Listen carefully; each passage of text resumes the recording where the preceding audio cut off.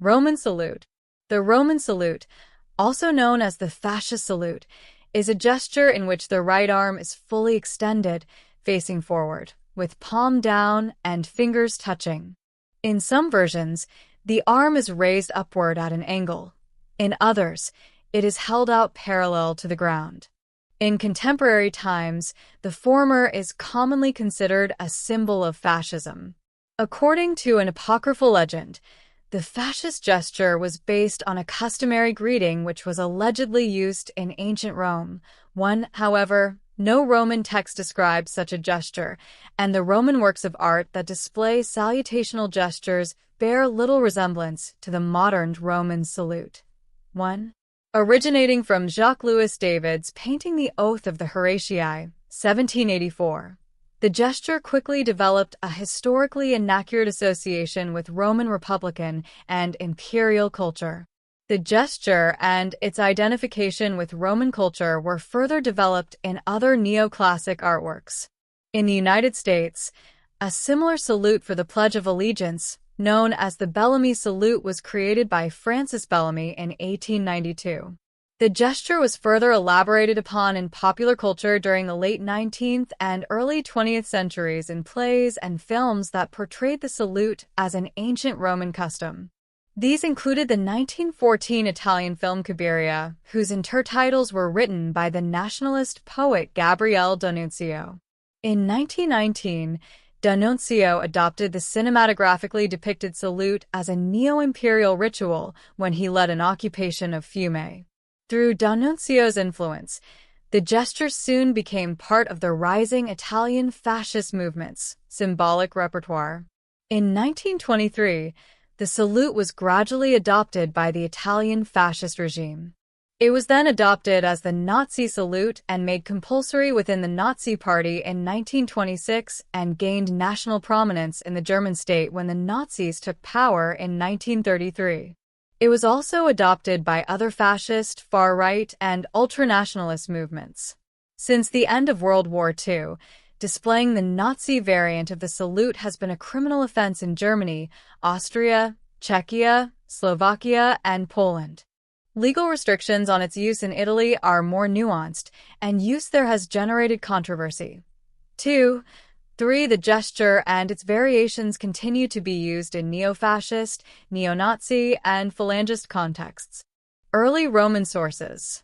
The modern gesture consists of stiffly extending the right arm frontally and raising it roughly 135 degrees from the body's vertical axis, with the palm of the hand facing down and the fingers stretched out and touching each other. According to common perceptions, this salute was based on an ancient Roman custom.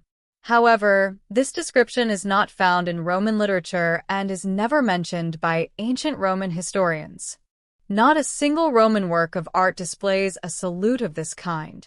The gesture of the raised right arm or hand in Roman and other ancient cultures that does exist in surviving literature and art generally had a significantly different function and is never identical with the modern straight arm salute. 1. The right hand, lat dextra, dextra, gr deltepsilens iota, dexia, was commonly used in antiquity as a symbol of pledging trust, friendship, or loyalty. For example, Cicero reported that Octavian pledged an oath to Julius Caesar while outstretching his right hand. Although that youth, the young Caesar Octavian, is powerful and has told Antony off nicely, yet, after all, we must wait to see the end. But what a speech! He swore his oath with the words, "So may I achieve the honors of my father," and at the same time he stretched out his right hand in the direction of his statue.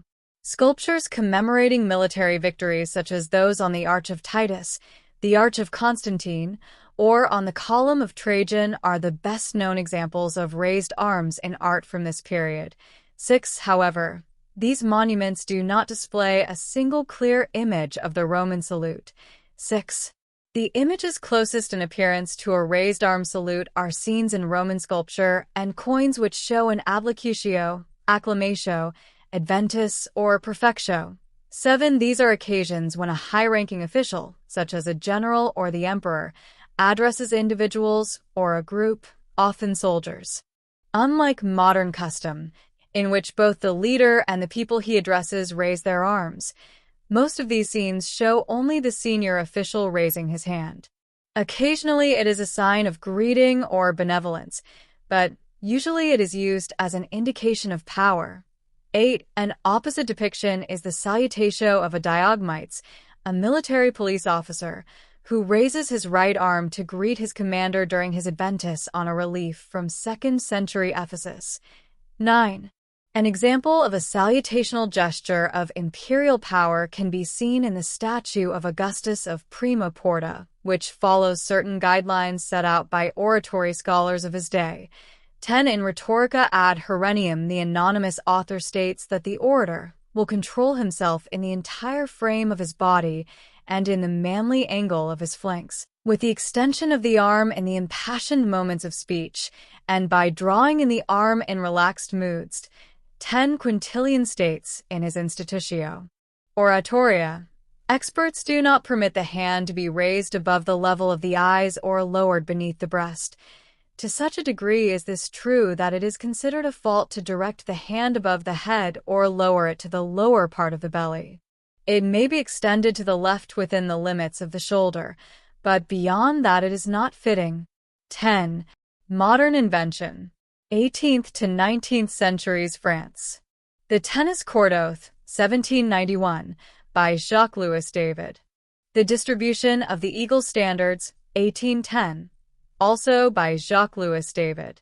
Beginning with Jacques-Louis David's painting The Oath of the Horatii, 1784.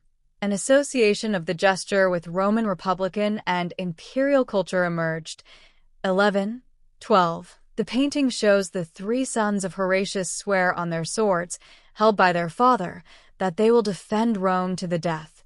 13. It is based on a historical event described by Livy, Book I, sections 24-6, and elaborated by Dionysius in Roman Antiquities, Book 3. 14. However, the moment depicted in David's painting is his own creation. 15. Neither Livy nor Dionysius mention any oath-taking episode. 13. Dionysius, the more detailed source, reports that the father had left to his sons the decision to fight, then raised his hands to the heavens to thank the gods. 15. Dominating the center of the Oath of the Horatii is the brother's father, facing left. He has both hands raised. His left hand is holding 3 swords, while his right hand is empty, with fingers stretched but not touching. 15. The brother closest to the viewer is holding his arm almost horizontally. The brother on the left is holding his arm slightly higher, while the third brother holds his hand higher still.